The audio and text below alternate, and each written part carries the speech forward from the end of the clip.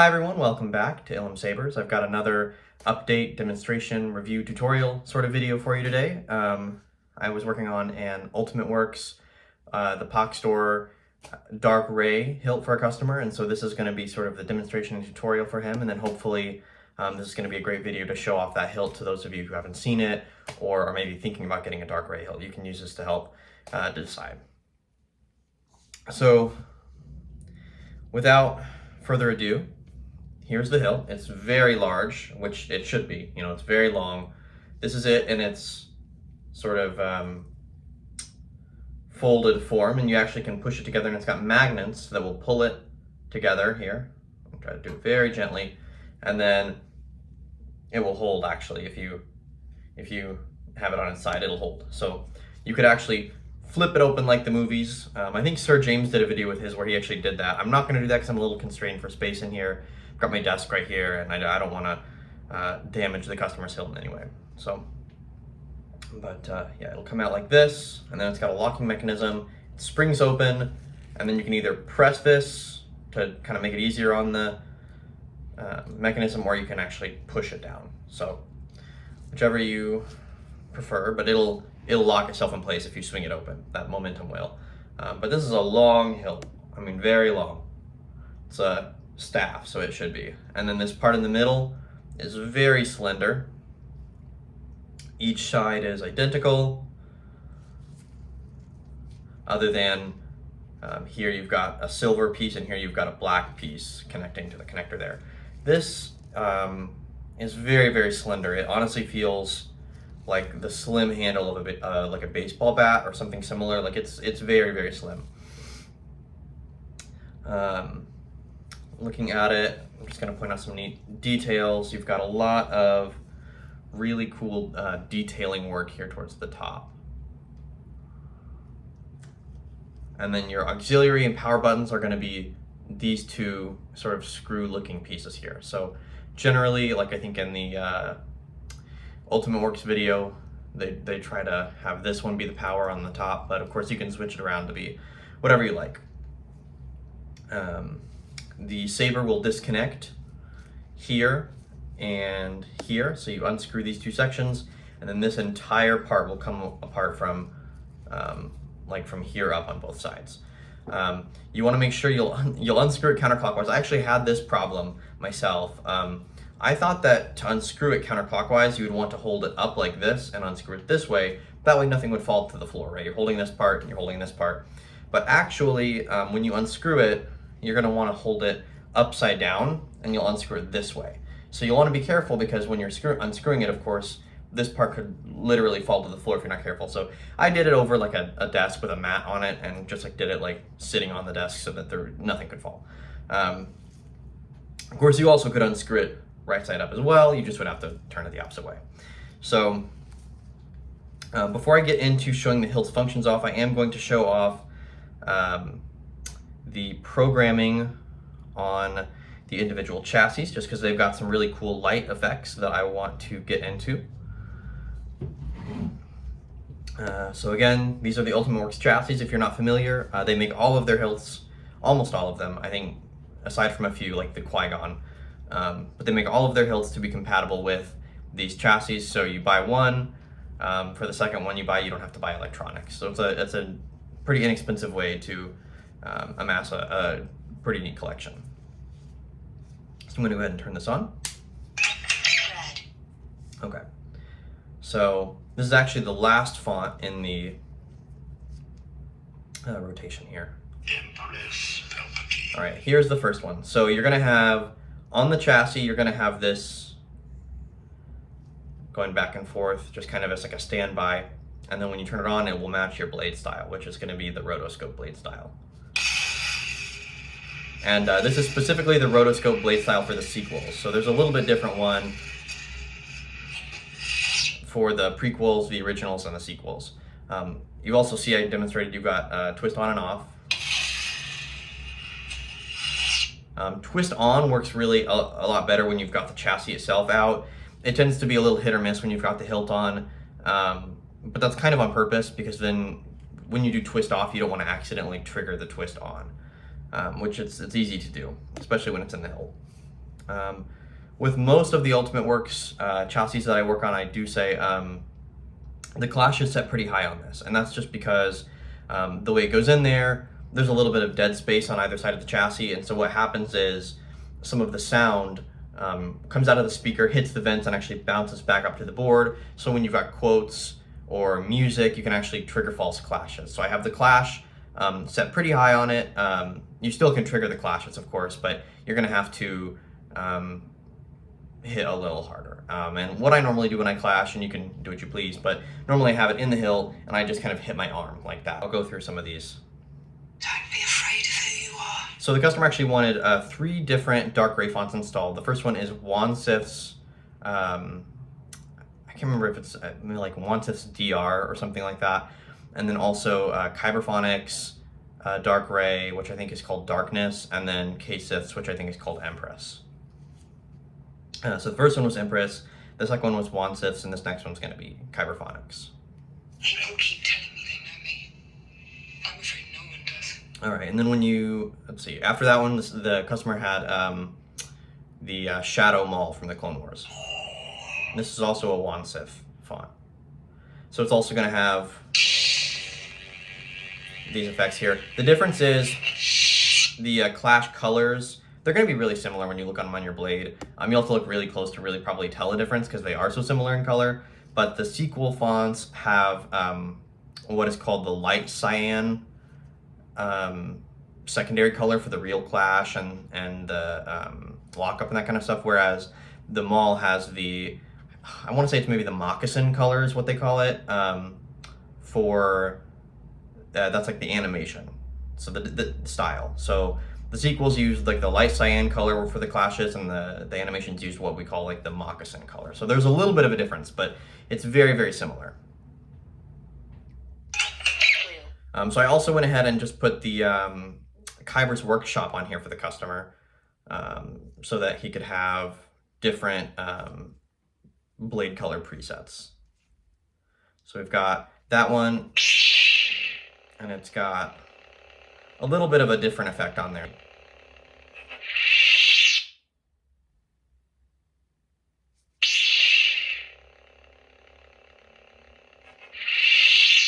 Okay. The next one I think is green. Green.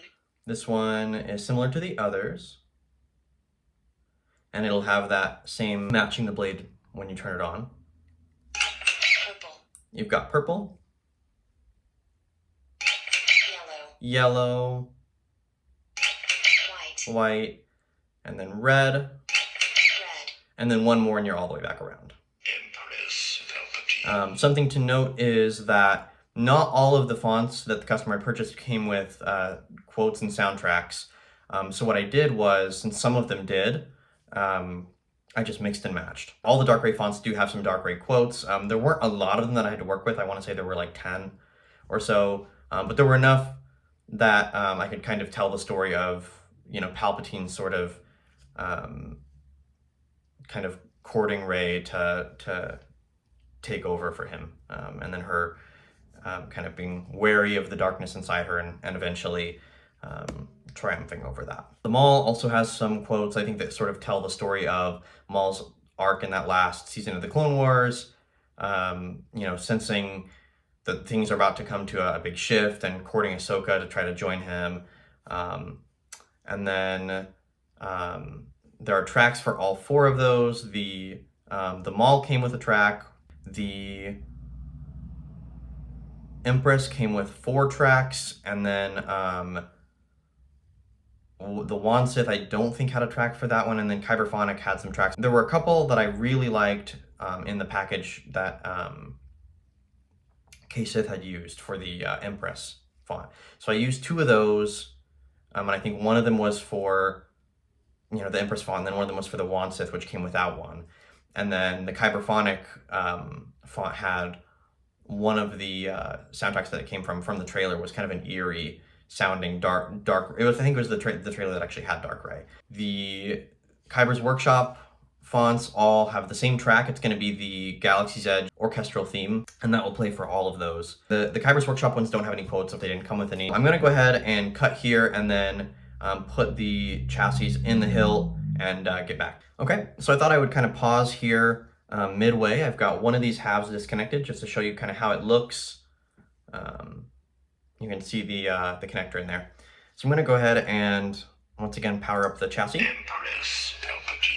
And then just to show, like I said, in case you are unfamiliar with the Ultimate Work system, or you're just interested, you'll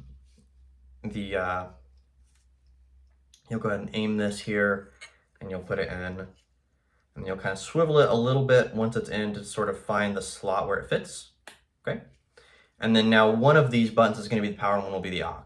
So we're going to try that out because I want to make sure that the top one is power for the test that I'm going to do, and then if it's not, we'll switch it around. Okay, so we got lucky that time.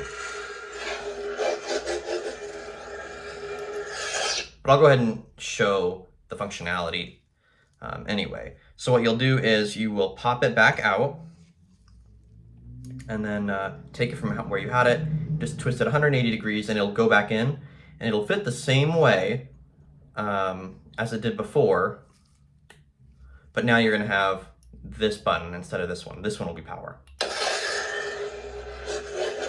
So that's pretty neat. The functionality is reversible like that, so that's pretty neat, especially on hilts where, like this one, you've got two separate buttons that you might prefer one over the other. I'm also going to go ahead and show you what the connector looks like. So here's the connector, just completely undone.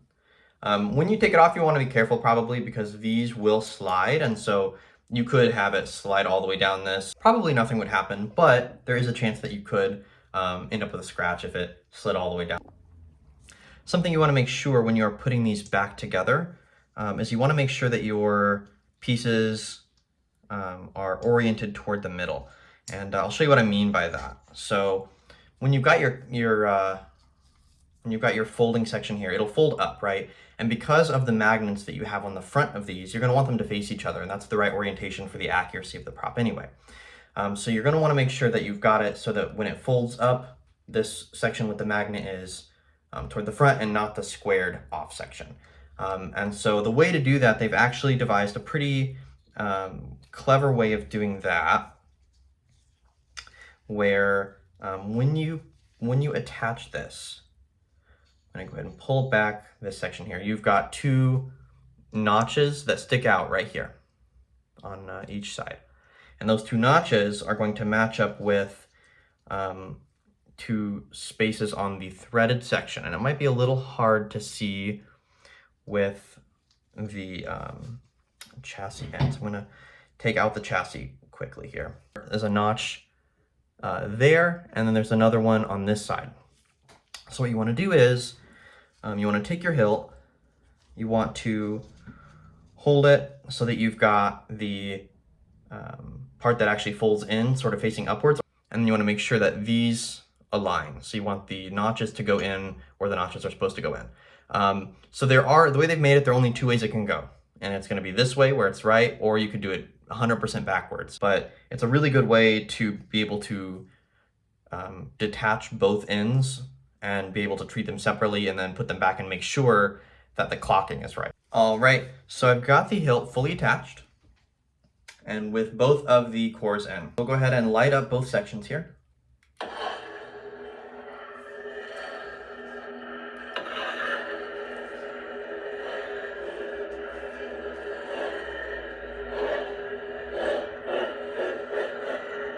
Okay.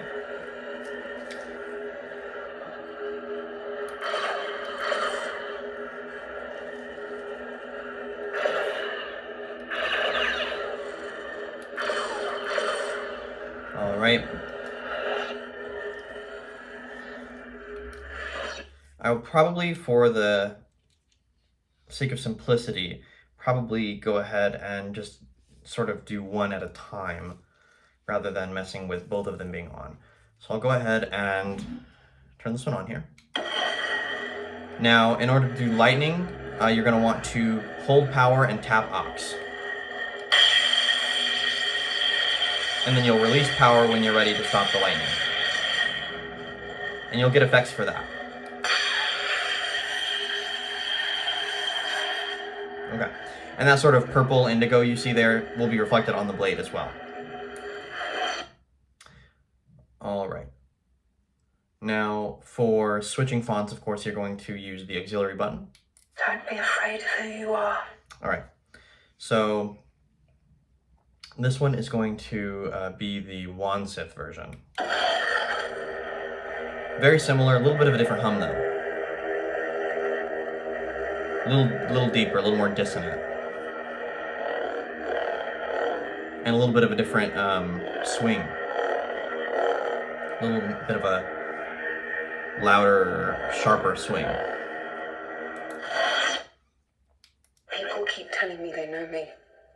I'm afraid no one does. This is going to be the kyberphonic version of the font. So that's a little different too.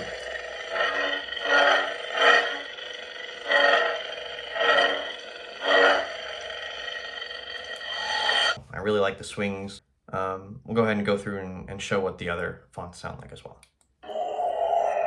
This is going to be the Wansith Maul from the Clone Wars. So this sounds very similar to his Phantom Menace font, I think.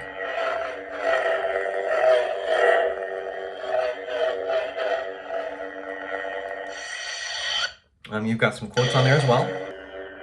Mom, the shadow. I can't say yours is a name familiar to me.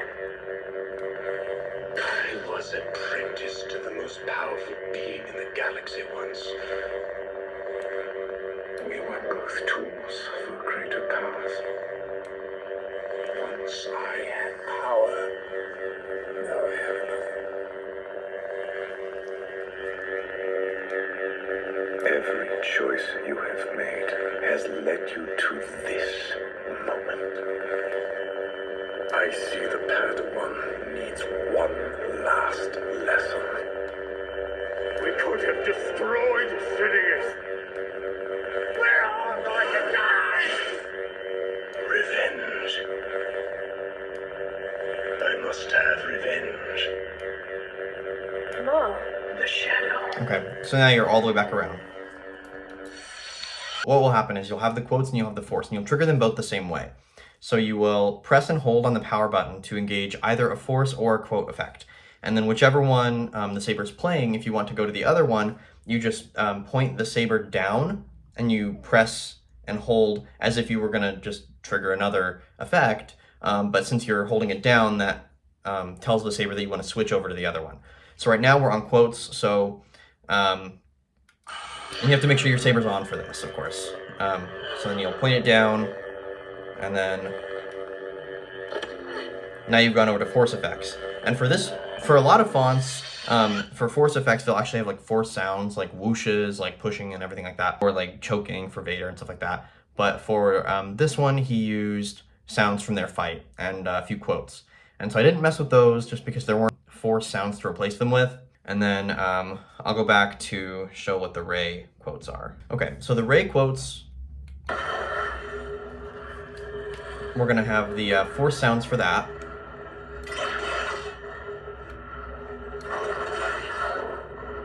Okay, and then point it down and trigger quotes. People keep telling me they know me. I'm afraid no one does. Don't be afraid of who you are. You will take the throne. You will be Empress. We will be one. Now. And then it'll cycle back to the beginning. People keep telling me they know me. I'm afraid no one does.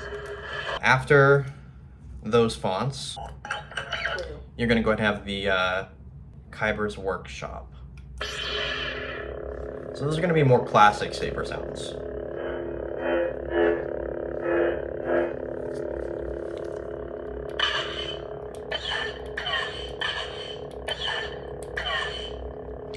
And then you'll have the Galaxy's Edge track on all of those.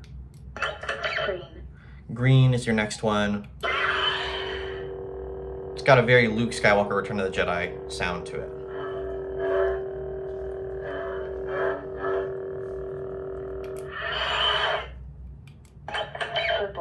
purple. Also very inspired by Mace Windu.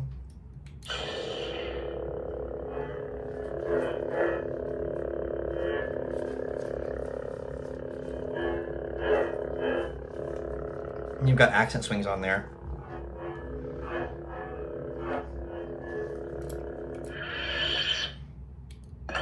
Yellow. Yellow.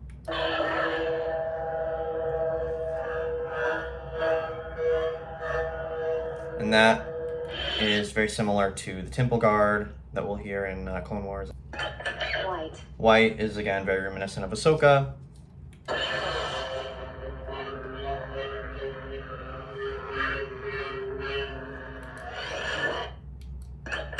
And then the red is going to be sort of a generic Sith sounding. It's got kind of a Darth Maul hum. And then some sort of prequel, original swings on it.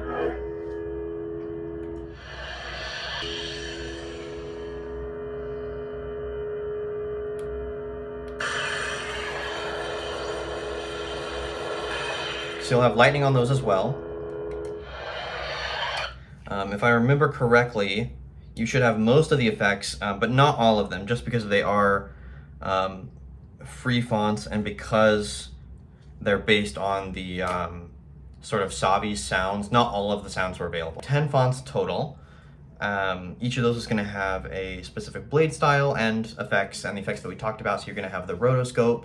It's going to be the sequel's rotoscope for the sequel ones, and then you're going to have the animation rotoscope.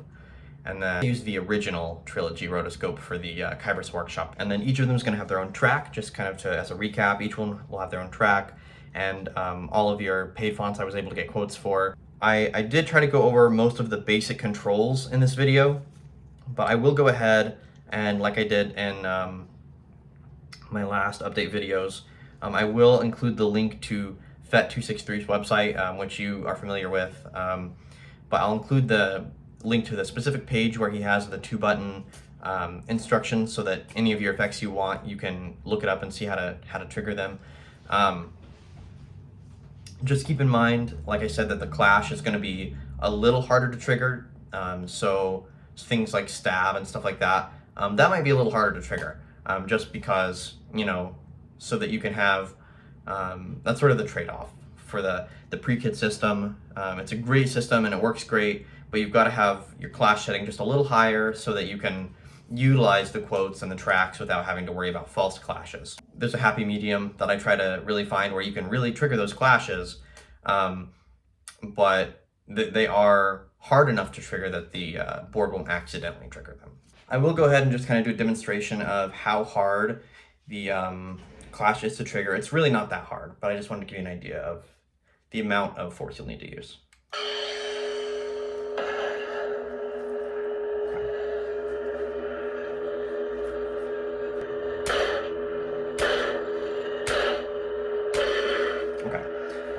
So I was hitting my arm there instead of the saber, but it's like if you were hitting something with your blade, and I don't know if you plan to do that or not, it's a good whack, really. It's a good whack.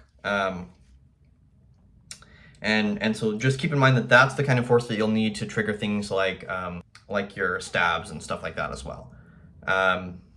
You also do have, and this is a neat feature, because of the twist off, you actually can turn them off together at the same time, which is pretty neat. And on at the same time.